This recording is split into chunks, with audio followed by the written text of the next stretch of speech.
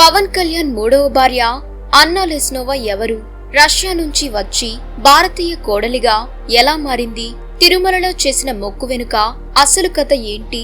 Power star Pawan Kalyan వ్యక్తిగత జీవితం గురించి మాట్లాడితే ఎక్కువగా వినిపించే పేరు అన్నా లెస్నోవా. కానీ అసలు ఆమె ఎవరు? ఎక్కడ పుట్టారు? పవన్ తో ఎలా ప్రేమలో పడ్డారు? అన్నా లెస్నోవా రష్యాకు చెందిన పౌరురాలు, మోడల్. చిన్న చిన్న నటనా అవకాశాలతో కెరీర్ ప్రారంభించారు. 2011లో విడుదలైన తీన్మార్ సినిమా షూటింగ్ సమయంలో పవన్ కళ్యాణ్ తో ఆమెకు మొదటి పరిచయం ఏర్పడింది. ఆ సినిమాలో ఆమె చిన్న పాత్రలో కూడా కనిపించారు.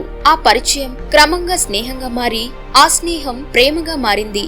కొంతకాలం ఒకరినొకరు అర్థం చేసుకున్న తర్వాత ఇద్దరూ జీవితాంతం కలిసి ఉండాలని నిర్ణయించుకున్నారు.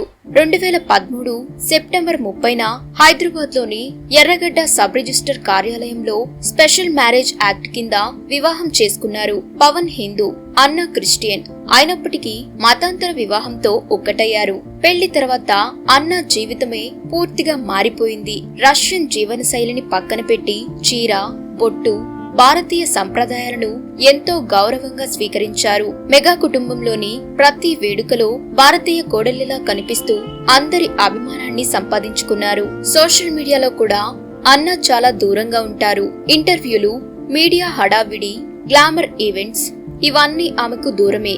అందుకే ఆమె గురించి బయటకు తెలిసిన సమాచారం కూడా చాలా తక్కువ.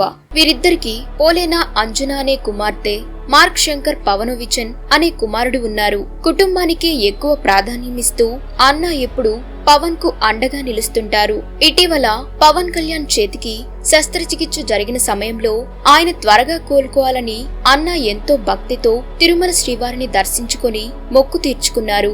ఆలయ సంప్రదాయాలను పాటిస్తూ సాధారణ భక్తురాలిలా స్వామివారిని దర్శించుకోవడం దేశవ్యాప్తంగా చర్చానీయాంశమైంది. ఆమె భక్తి, సాదాసీదా జీవనం అభిమానులను మరింత ఆకట్టుకున్నాయి. అయితే మీడియాకు దూరంగా ఉండే అన్నా లెస్నోవా భవిష్యత్తులో పవన్ కళ్యాణ్ తో కలిసి ఎప్పుడైనా పబ్లిక్ ఈవెంట్ లో ఎక్కువగా కనిపిస్తారా, లేక ఇప్పటిలాగే ప్రొఫైల్ జీవితాన్ని కొనసాగిస్తారా? దీనిపై మీ అభిప్రాయం ఏంటో కామెంట్ లో చెప్పండి. మరిన్ని interesting celebrity and cine updates కోసం వెంటనే మన ఛానల్ ని సబ్స్క్రైబ్ చేసుకోండి.